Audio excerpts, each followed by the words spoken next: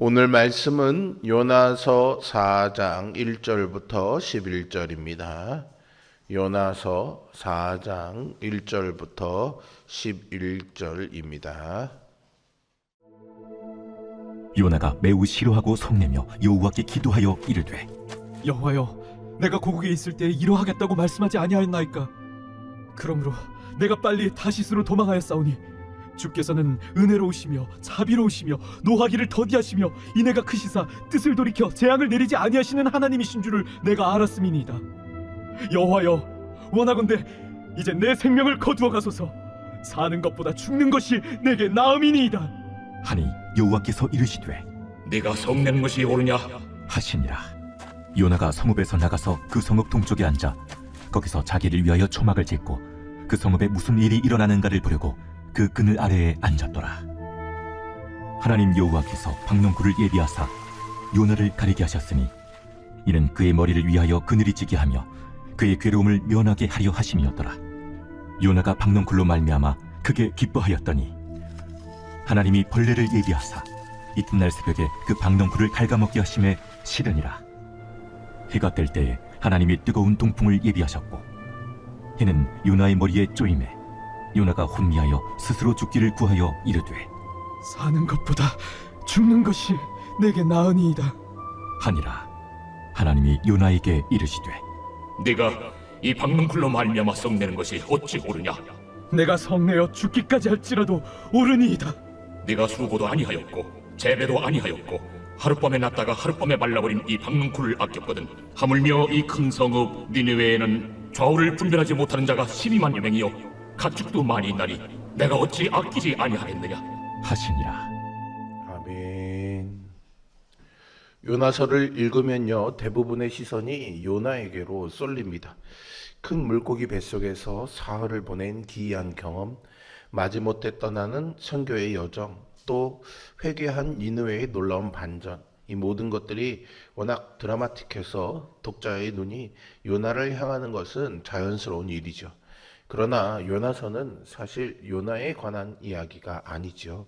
요나서는 하나님에 관한 이야기입니다. 정확히 더 말하자면 어떤 사람도 포기하지 않으시는 하나님의 마음에 관한 이야기입니다. 그 마음이 가장 선명하게 드러나는 곳이 바로 오늘 본문인 요나서 4장입니다. 하나님께서 요나와 나누시는 마지막 대화 속에서 하나님의 마음이 가장 분명하게 드러나기 때문이죠. 요나서는 놀랍게도 결론이 없습니다. 하나님은 마지막에 질문을 던지시고 요나서를 마치시죠. 열린 결말이라고 할 수 있는데요. 왜 그럴까요? 그 질문에 답해야 할 사람이 바로 오늘 우리이기 때문이죠. 우리는 하나님께 용서받은 은혜를 입은 사람들입니다. 그런데 그 은혜를 받은 이후에도 여전히 하나님의 마음보다 자기 마음을 더 소중히 여기며 그렇게 살아갈 때가 많죠. 하나님은 오늘 말씀을 통해서 우리에게 질문하십니다. 너는 무엇을 소중히 여기고 있느냐? 오늘 말씀이 우리 자신의 모습을 어떻게 비추는지, 그리고 하나님의 마음이 오늘 우리에게 무엇을 말씀하시는지 함께 묵상해 보겠습니다. 니느웨 사람들이 회개하자 하나님이 심판을 거두셨습니다. 그런데 요나는 기뻐하지 않았죠. 본문 1절은 이렇게 시작합니다. 요나가 매우 싫어하고 성내며, 여기서 매우 싫어했다라는 말은 본래 그 뜻이 큰 악, 큰 재앙이라는 뜻입니다. 그래서 이 1절을 히브리어 원어대로 직역하면요, 요나에게 크게 악하게 되었고 그는 그것으로 인해 불타올랐다입니다. 흥미로운 것은 하나님께서 니느웨에게 내리시려고 하셨던 그 재앙을 설명할 때 사용했던 단어도 바로 이 1절에서 사용한 그 단어와 똑같은 단어인 것이죠. 하나님이 재앙을 거두신 일을 요나는 오히려 재앙과 같은 일로 받아들였습니다.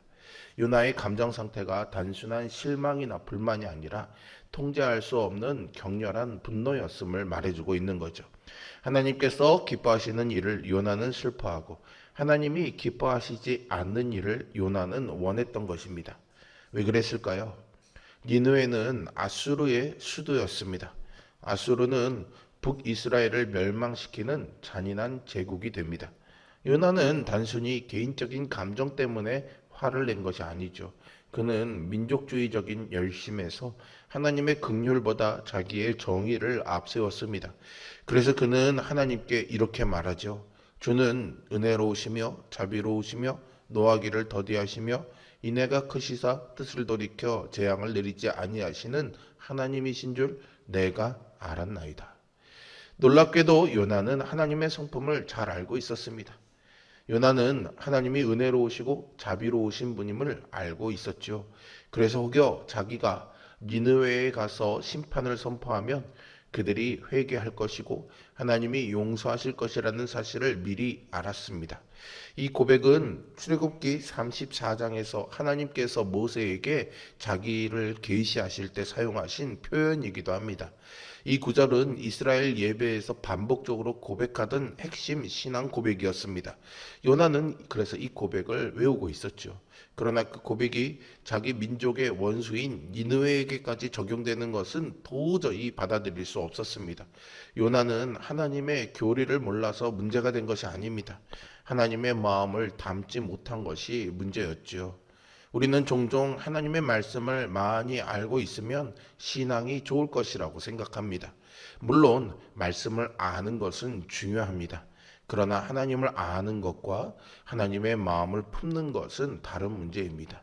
어떤 사람은 용서에 대한 설교를 들으면서도 정작 자신을 힘들게 한 사람은 용서하지 못합니다. 어떤 사람은 하나님의 사랑을 말하면서도 자신이 싫어하는 사람에게는 냉정합니다. 요나의 문제는요, 우리의 문제이기도 하지요. 우리는 내가 받은 은혜는 감사히 여기면서도 다른 사람이 받은 은혜는 불편해할 때가 있습니다. 내가 잘 되면 하나님의 축복이라 말하지만 내가 싫어하는 사람이 잘 되면 쉽게 받아들이지 못합니다. 그러나 하나님은 우리가 정한 경계선 안에서만 사랑하시는 분이 아닙니다.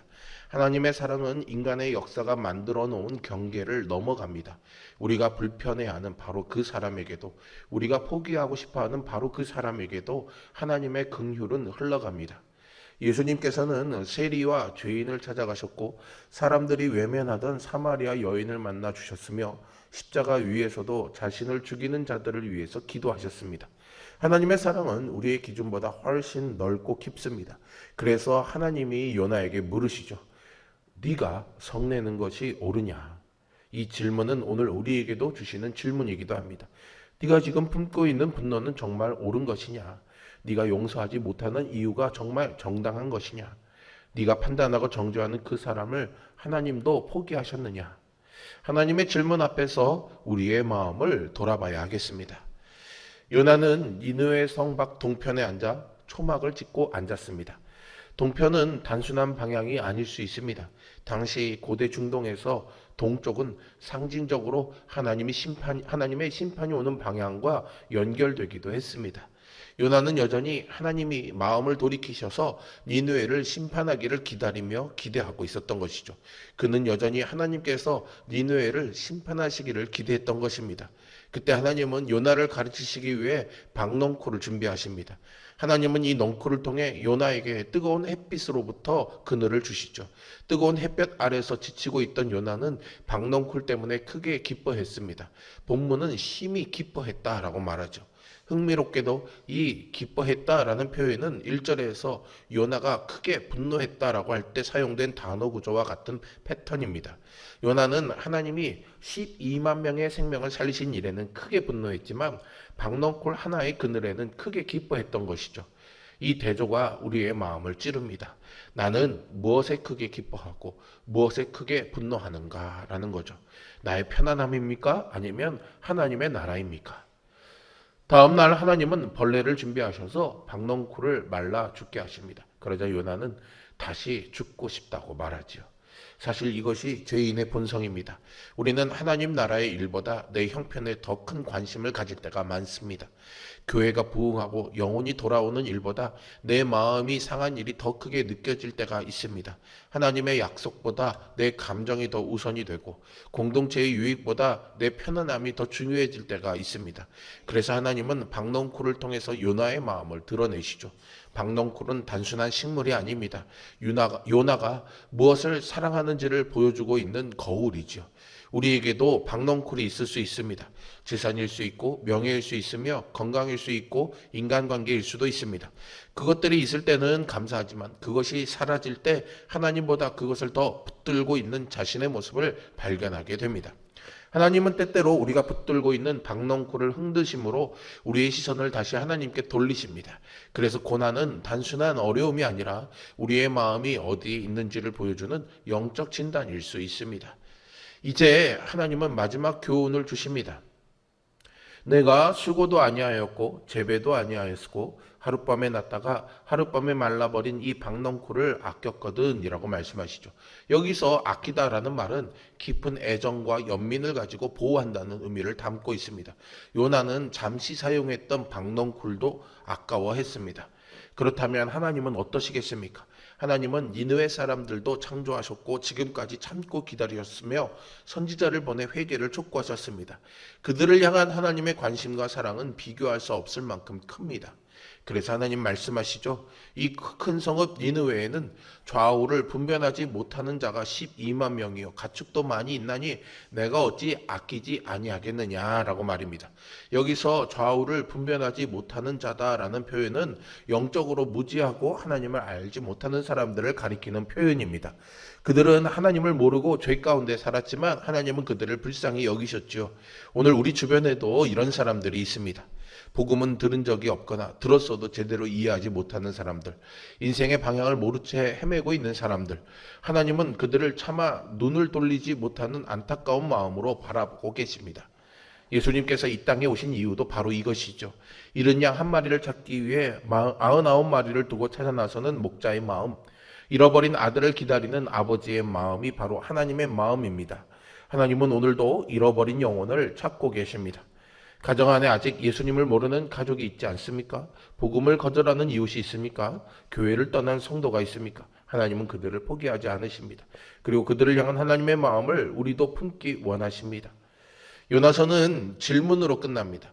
내가 어찌 아끼지 아니하겠느냐? 그리고 요나의 대답은 기록되지 않습니다. 이것은 문학적 의도인데요.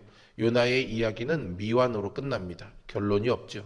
왜냐하면 그 이야기의 마지막 장을 써야 하는 것은 독자인 우리이기 때문이죠.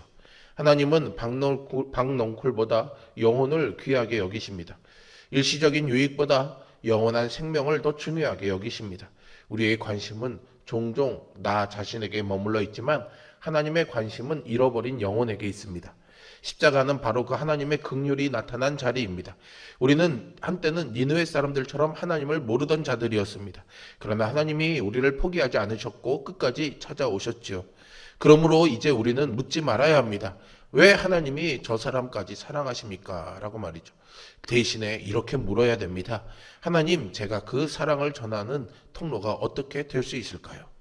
오늘도 박넝쿨 같은 작은 유익에 매이지 마시고 영혼을 아끼시는 하나님의 마음을 품으며 오늘 하루 한 사람을 하나님의 눈으로 바라보는 우리 모두가 되기를 소망합니다. 요나가 쓰지 못한 마지막 장을 우리의 삶으로 써 내려갈 수 있기를 주님의 이름으로 축복합니다. 기도하겠습니다. 거룩하시고 살아계신 아버지 하나님, 오늘 요나서의 마지막은 묵직한 책임감과 질문을 우리에게 주는 듯합니다. 우리는 이 말씀 앞에서 어떻게 살아야 하는가 깊이 생각하는 시간을 가지게 됩니다. 하나님께서 우리에게 주시는 귀한 이 말씀의 은혜를 통해서 한 영혼도 포기하지 않으시고 아끼시는 그 하나님의 마음도 우리의 마음에 담아내기를 원합니다. 그저 내 필요, 내 편안함, 내 좋은 것, 내 감정에 휘둘려 사는 세상과 다를 바 없는 삶을 사는 우리들 되지 말게 하여 주시고 이 말씀에 다시 한번 깨어나 하나님의 마음을 품고 한 영혼까지도 사랑하시는 그 마음으로 복음을 전하는 증인의 삶을 사는 우리 모두가 되게 하여 주시옵소서. 예수 그리스도의 이름으로 기도합니다. 아멘.